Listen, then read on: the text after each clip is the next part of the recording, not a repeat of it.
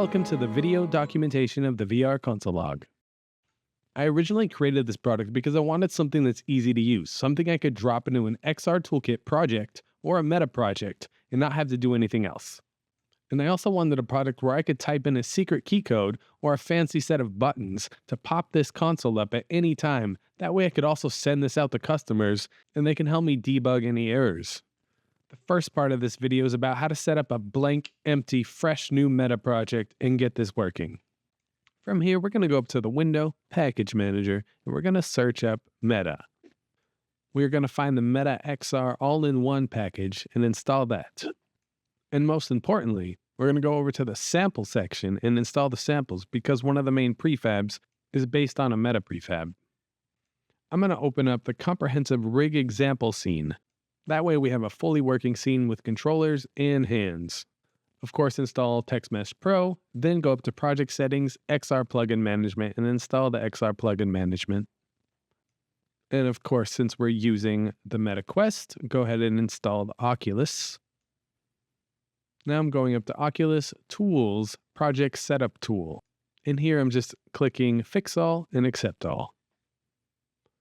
Now expanding the VR console log, going down to Examples, Meta, Prefabs, we can drop in the prefab with manipulator. You can test this and this should work with controllers, hands, you can grab, scale it, do anything you want. Now if we open up the Meta example scene that I provided, you can see that everything is pink because this does use URP. And you could grab the floor and the wall and change the texture or the material to anything you would like. The first thing we're going to look at is the console on the wrist. So if we expand the player, go over to the left hand and the left OVR hand, you can see this is where I placed the console, just because I felt like this was the best place that worked and pivoted correctly with the hands and the controllers. The first thing to note is the look at constraint. This is just pointing at your camera. That way, as you move your hand or controller around, it's always going to look at you. Next, we have the button sequence detector. This is going to activate or deactivate. I'll explain more about that later. And if we click play, we can look at our left hand and see that the console is there and it seems to work. I do have the console a little bit, probably too small because the buttons are also small for your fingers, making it a little bit hard to press. So of course you can expand this, make it a little larger if you'd like to. The console on the right is the more complex console and the console on the left is just a very simple basic console. Now, if we pick up our controllers, you can see that this works, again, perfectly fine. Works with the hands and the controllers. You don't have to do anything besides just pick up the controllers. The console on the right may take a little bit of user practice just to get an understanding of how it works, but it is the default functionality of Meta's more complex UI elements. So you can scale it, grab it on the sides, and even tilt it. In this portion, we're going to go over doing the exact same thing we did with the Meta, except for this time is going to be the XR Toolkit. So again, I'm creating a brand new project, but this time I'm going to use the VR core because that already has a lot of the packages installed. And here you can see I'm importing the VR console log. Now I'm going to grab one of the prefabs, going down to Examples, XR Toolkit, and grabbing the XR console log grabbable. Now this console log, you need to grab where the title is, where it says console, and from there you can grab and move it around. But again, this has the exact same functionality as the normal console, except for you can just grab, move it around, and it pivots to look at you as you move it around. Here, I just want to show you that the prefab that we're using right now in this scene is actually using part of some of the XR Interaction Toolkit sample scene. So if we go up to the Package Manager, scroll down to the XR Toolkit, we can see that this does come with the starter assets installed when you do the VR core. Now we're going to go over some of the settings on the console log. The first one being time type. You have system time, no time, or game time. Completely depends on what you would like. Next is an important one, the log stack trace. Do you want it to show the whole entire stack or just a simple message? Usually just a simple message. And the proper way to expand the width or the height is clicking on the Unity canvas and dragging the height and the width there. I think the color and the font size is pretty self-explanatory, but cool thing is you can adjust all these settings in the editor to get the look and feel you want.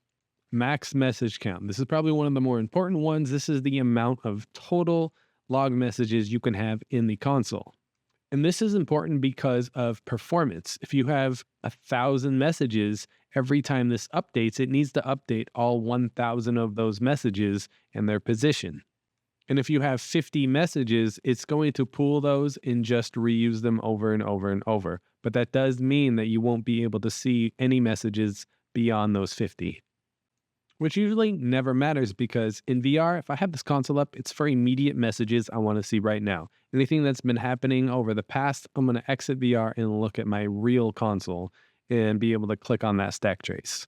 Another item we got is reverse arrangement. That's just going to make this either show messages starting on the bottom or the top. And one of the last key items is auto scroll percentage. And if we look at the bar on the right side, the one you would grab with the mouse and slide it up and down, if that is at 20% or 50%, when a new message appears, it's going to auto scroll to the newest message. Also, an important feature is probably the keyword filter. Now, with the filter, you have two different options, a list of keywords. So those words are the only ones that are going to be displayed in the logs. Since this is a list, you can add as many words as you possibly want. Keywords to ignore, pretty self-explanatory. If a message appears and it has one of those keywords, it's not going to be displayed. Now, to properly adjust the height or the width, you want to go to the Unity canvas. It should be the same across all the console logs, but here you can adjust the width and the height, and the buttons and all the elements should move appropriately. Now, if you want the console log to start disabled, we need to go to the script console log, go to the bool start disabled. And because these scripts are meant to be independent from each other and reusable, these scripts don't really talk to each other. So we got to go here and click a starting state on the button sequence detector. This is what's turning it off and on. Go over to deactivated. Probably can't see that appeared off my screen, but go to deactivated and select this. Call starting state event. So whatever code you have here that might turn off components, this will also get called. Now we're going to look at dynamic component toggle. You can see here in the meta project, it gets called on the on activate or on deactivate, which is just going to turn off or on these components. Now I'm locking the inspector in the upper right. That way I can grab another inspector on another object. And from here, I can grab any component, drag it into this list. Now the script is going to look through all the children, find these components, and give you the ability to enable them or disable them. Let's now take a look at move to object. This can be used for absolutely anything. It's pretty generic. I believe I made this to auto grab the main camera, but you have two options. You can make this move to a target transform of your choice or the camera. Local offset is how far or how close this object is going to appear from the target. And UI is a little finicky, so sometimes you make it backwards, so you have the option of what direction you would like this to face. And for some interesting use cases, you can make this a child of the target. Button sequence detector. In this version of it, I'm using the old input system. And as I expand these elements, you can see that you have two options. You can either type the key code or select it from a list. Now the script works by the player holding the hold key, which here is the left control, followed by a sequence of any other characters or keys that you would like the player to press to open or close the console. And that can be on the keyboard or the controllers. Because sadly, Unity doesn't let me cater to both groups, those using the new input system or those using the old input system, I have to do this in the script. So if you open up the script and look, there's a whole section that's commented out. That is using the new input system. So you would have to uncomment that and then comment out the bottom of the code. That's using the old input system. So if you are using the XR Toolkit, of course, you're going to want to uncomment the top and comment out the bottom because you're using the new input system. And it defaults the old input system just to prevent errors for anybody using the old input system.